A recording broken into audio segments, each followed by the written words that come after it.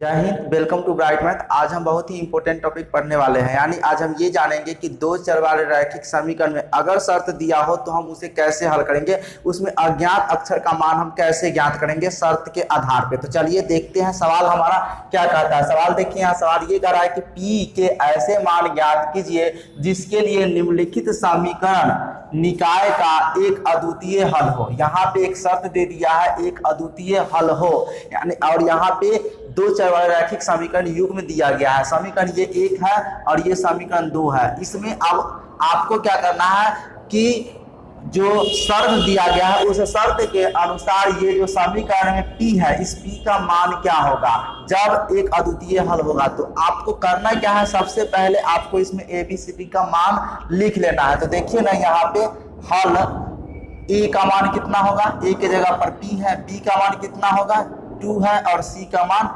5 है। फिर D का मान जो है वो 3 है और E का मान, इसका गुणांक कुछ नहीं यानी कि 1 हो गया, और F का मान जो है सो भी 1 हो गया। ठीक है, शर्त हमारा क्या कह रहा है कि एक अद्वितीय हल हो। यहाँ पे क्या लिखेंगे, यदि अद्वितीय हल हो तो शर्त। जब अद्वितीय हल होता है तो शर्त क्या होता है, आपको पता है, पिछले वीडियो में आपने पढ़ा था। क्या होता है, A by D is not equal to B by E।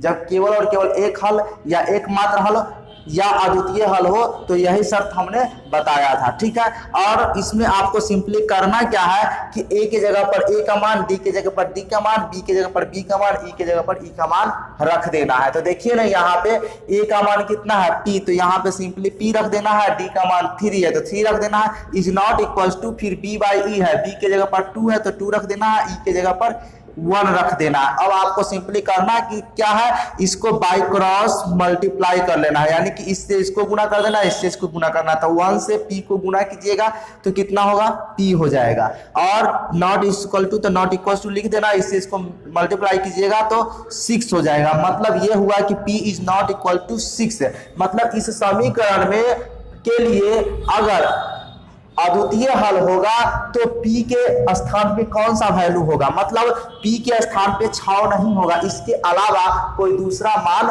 हो सकता है। तो हम लिखेंगे अतः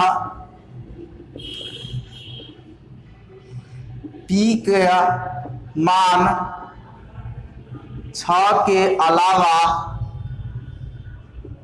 कोई दूसरा मान होगा। ठीक है, यानी कि अद्वितीय हल होने के लिए P के जगह पर 6 नहीं होगा, 6 के अलावा कोई दूसरा मान होगा, तभी जाकर के इस समीकरण युग्म का अद्वितीय हल होगा।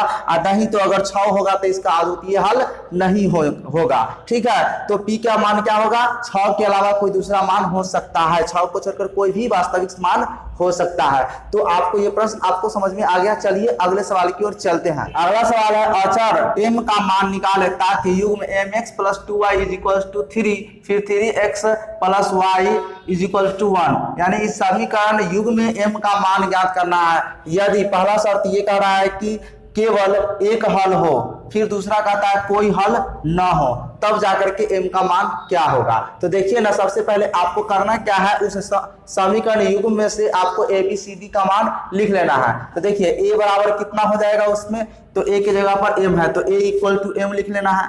B इक्वल टू कितना होगा 2 और C इक्वल टू 3 हो जाएगा। ठीक है, D इज इक्वल टू कितना हो जाएगा 3 और E इक्वल्स टू 1 और F इक्वल्स टू 1 हो जाएगा। ठीक है, इसमें कोई दिक्कत नहीं। अब आपको क्या करना है, पहला सवाल के अनुसार हल करना है। पहला सवाल में क्या कहता है, केवल एक हल हो, तो यहाँ आपको लिखना है यदि केवल एक हल हो तो शर्त। यानी जब केवल एक हल होगा तो शर्त क्या होगा, तो आपको पता है केवल और केवल एक हल के लिए शर्त होता है A by D is not equal to B by E। ठीक है, यही होता है ना। तो A के जगह पर A का मान यानी कि M और D के जगह पर कितना 3, M by 3 हो जाएगा, is not equal to b by यानी कि 2/1 बाई क्रॉस कीजिएगा तो simply m is not equal to 6 हो जाएगा। यहाँ भी m के जगह पर 6 नहीं होगा, इसके अलावा कोई दूसरा मान होगा तभी जाकर के उस समीकरण युग्म का एक अद्वितीय हल होगा। ठीक है, तो आप लिख सकते हैं अतः